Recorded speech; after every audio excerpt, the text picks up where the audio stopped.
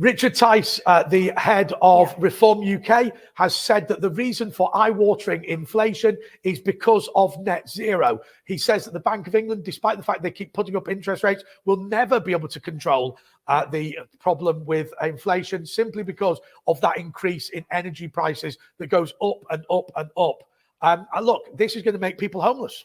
It's going to make people homeless. It is making people homeless.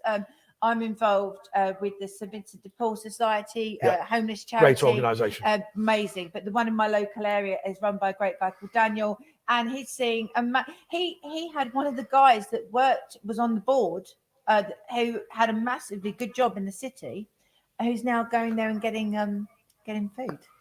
You know, so it's affecting everybody. What do you think of the other thing that Richard Tice said on the Nigel Farage show, which is that the convenient thing for the political left, the convenient thing for the Greenies, the convenient thing for the Net Zero Brigade is that they will blame Brexit for all of this? Of course they will, but it's nothing to do with that. If you've got a policy which prohibits the exploration of new oil and gas resources and the ones that the one makes it more difficult to get out what we've already got.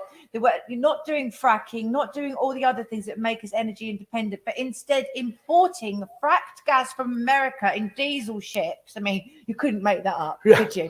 You know, then of course you're going to have rampant inflation because everything costs more.